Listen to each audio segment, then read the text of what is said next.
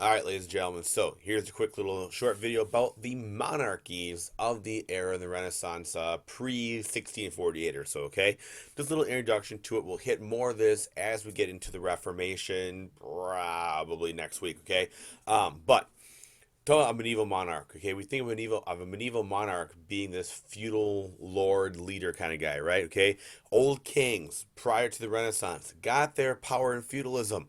They had land, they gave it out to lords and vassals, all that kind of stuff, and kept power that way. Guess what, ladies and gentlemen? As we come to the 1400s, all this stuff is going to change. We're going to see the rise, ladies and gentlemen, of the absolute monarch. And our goal is trying to figure out how monarchs change into this absolute way during the Renaissance. So, we're going to use three examples for this, ladies and gentlemen. We're going to use England, France, and Spain. Machiavelli himself, our boy, he did look at some of these ideas, and he did reference France especially. During in his book with Francis the First. But here we go. England first of all. Okay, we're gonna go from north to south today. We see the rise of the Tudor dynasty in England. So besides being a show on Showtime, the Tudors were a dynasty, a family ruling England from about 1485 or so up through the 1600s. Okay, and it all starts with a war actually called the War of the Roses. So it's actually kind of like a civil war, I guess, if you will, right? Starting with the Battle of Bosworth in 1485, where the last victory happened. And this dude right here, Henry VII, is our first Tudor ruler. So this whole War of the Roses thing, right, was a 30-year-long civil war between two families, okay? The families of York and the Lancasters, okay? The two noble groups. And essentially, these nobles and their buddies were fighting these old school knight in shining armor, like feudal battles yet, okay, between these royal nobles who are fighting for the crown. Eventually, over time, the Henry, okay, wins, okay, at this, nobles really weak. Henry wins at the Battle of Bosworth and becomes a very, very powerful monarchy. Essentially, all this fighting, what happened, all this fighting just weakened the nobles, okay, because they've been pounding on each other for so long, for 30 years. The strongest guy in the end actually won. What this leads to then is this development of a more absolute monarchy in England with Henry VII. So first thing he did right away to make sure he stays in power is he outlaws private armies. No longer will a noble, okay, have an army of knights and peasants at their disposal.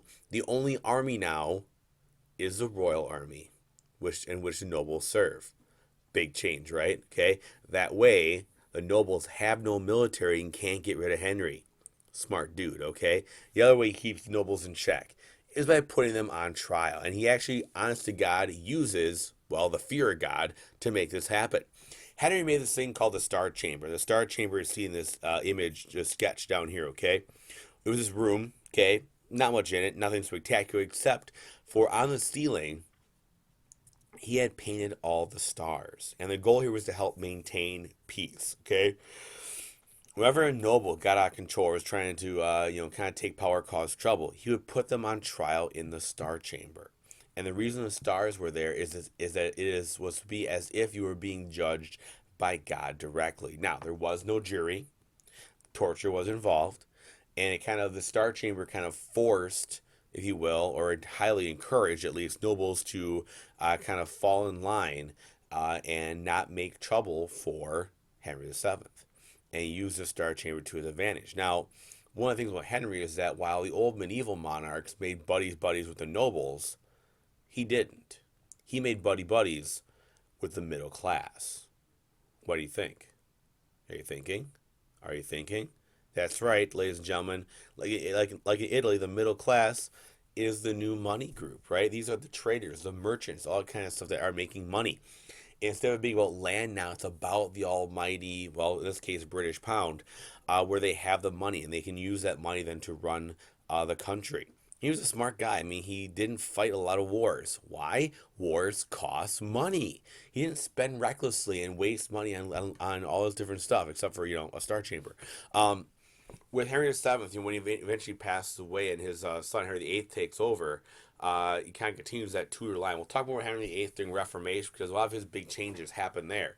But understand that England became a much, much stronger country during this time, okay? and around the Tudor family and the Tudor name.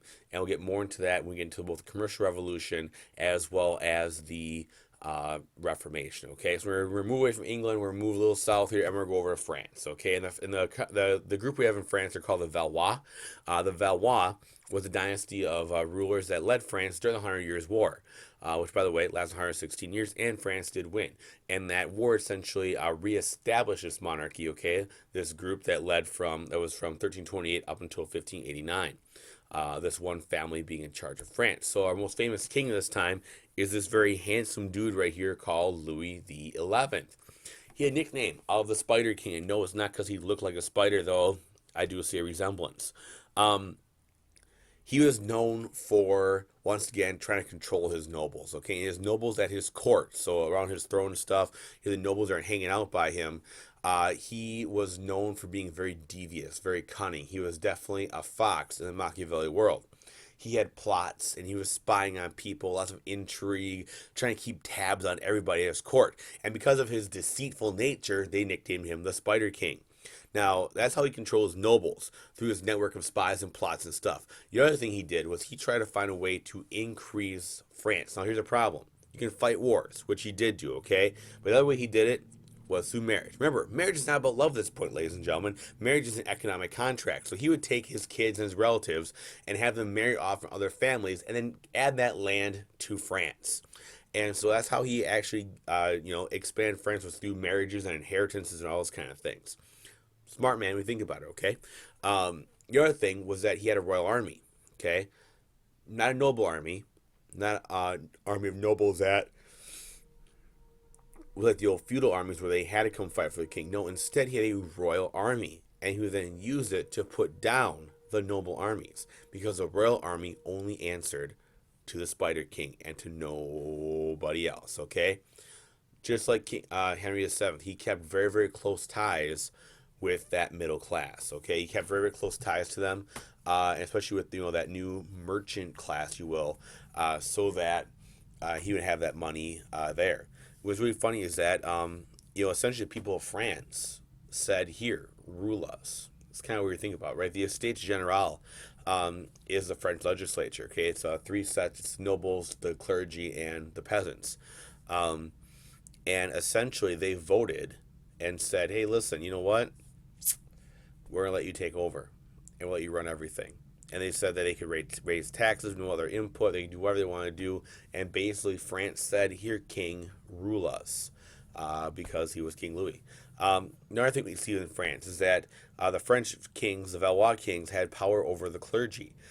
Even ever since 1438, okay, the French kings had power over the Gallican Church. Now, we're talking about the Gallican Church a lot. That's going to be the French Catholic Church. Francis I, to be the grandson of Louis XI, signed something called the Court of Bologna with the popes, okay? Basically, this agreement said that the French king had the right to appoint all the bishops and abbots and big church leaders in France, not the pope. Also, that France didn't have to pay any kind of taxes or annates to the church as well. So essentially now the French king controls the religion in France as well. So it's kind of the other way that he makes sure he stays in power, because the church is still a big thing in France, okay, and he has a lot of control over the people. So now that he controls the nobles and controls the church, there's a good way that he's going to stay in power that way. And so there's nobody going to try and challenge him, because the most powerful people are controlled by him, nobles, church, military, all that kind of stuff. It's really fun. We'll talk about the Protestant Reformation starting next week. And what's really funny is that France doesn't really have a Reformation because of this movement, because the Court of Bologna and Francis I, all that kind of stuff. The French monarchs, they have no interest in a Reformation whatsoever. The Reformation really doesn't have much tread in France at all. We're going to see some French wars of religion come out, but really not much. I mean, and pardon me, this guy was actually pretty smart. I mean, he made a truce with England because they've been fighting so much, for 100 years before that. So he got rid of that, and he was honestly our true Renaissance king. I mean, he dresses here in the Renaissance fashion. He's got the fur hat on. He's got the big puffy shirt, so he looks all masculine and all that kind of stuff. And he's actually the king who invites Da Vinci, who at this time is one of the most famous painters of Italy, to come live in Paris. And what's funny is that while Da Vinci is in Francis's court, essentially being, Francis being his patron, he paints nothing. Instead, what he does is he does all of his drawings and research and those kind of things. This is where he draws like the flying machine. He draws all his weapons of war, like early tanks and all that kind of stuff, because Francis wants it for his army so he can go kick butt if he needs to. By the way, because Da Vinci is in Francis's court, he also owns a lot of art. Like he owned Mona Lisa, he owned all that kind of stuff in terms of his art collection. So showing his power as that Renaissance guy. Our last example today, ladies and gentlemen, is Spain. Kind of unique idea here is that prior to 1469, ladies and gentlemen, there is no Spain. Spain does not exist. Okay, there's not even a Spanish nation, if you will, prior to 1469. Instead, you have two kingdoms in what is now on the Iberian Peninsula. You have Castile, you have Aragon. Okay, they speak Spanish as a language, but it's two very, very different dialects. Literally, the only thing they have in common, well, two things, okay. Well, two things, I guess. One they have in common is going to be the Roman Catholic Church.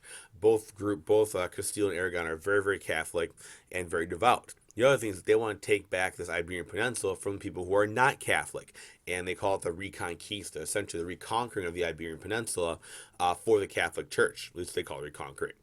So that way they're going to say we're going to kick out everybody who's not Catholic or make them convert. As to being Moors, who are Muslims originally from North Africa that live in southern Spain, and Jewish people as well. So this is where we have essentially our Inquisition, if you will, at this time. So this is where you have people who are being forced to convert, are being forced to change because by the Catholic Church, being hunted down. One of the ways that these groups get around this is by becoming fake Christians, basically Christian name only, and worshiping secretly, on their own, essentially. Okay, and so you have Muslims who are converted, if you will, to Christianity, called Moriscos, and you have Jews who convert, quote unquote convert, called Marranos. And so you see kind of these groups convert, at least publicly, maybe not privately, for fear of this Reconquista. And eventually, honestly, the Reconquista is successful because we see no more Muslims, no more Jews, at least on paper, in Spain around the year 1492, which is kind of funny because guess what year people start leaving Spain to go explore the New World? 1492. A lot of these guys who are fighting end up becoming the explorers we'll talk about in a few weeks. Now let's get to the royalty whole part of this, right? You have these the king and queen here. You have Ferdinand of Aragon, you have Isabella of Castile, and they each ruled their part of Spain independently, right? But they got married in 1469. The marriage, if you will, politically unites Spain, right? But they still rule the two parts independently. The unique thing they did is they made their country a Catholic country. And they are the only group to actually be vetted as Catholic monarchs by the Pope. And so that way they made sure that everyone was going to be a Catholic. And they actually have their own Holy Brotherhood, they called it, which is essentially the judicial secret police in Castile. They would go around and make sure nobody was messing with the church or messing with the royalty to make sure that everyone was, I apologize, everyone was on the up and up. And so they have almost like a secret police to make sure nobody is plotting against the king and queen. They also had a royal council of judges and magistrates to run the cities. So they would actually appoint the leaders of the cities to make sure they were loyal to the king and queen, and that way none of the cities and nobles are going to try and go against Isabella and Ferdinand. So we see a big change in monarchy, right? We're going from this feudal world, depending on land and handouts, that kind of stuff, now to a world of absolutism. We're going to start seeing monarchs trying to control their nobility and control their people in different ways. We're going to see this be a trend, if you will, all the way up until the 1700s. And it's going to start that trend of absolutism, which we'll pick up again more later on this unit in terms of commercial revolution and Reformation, even more so after the year 1648. Thanks for watching, guys. We'll talk more about this next week. Peace out later.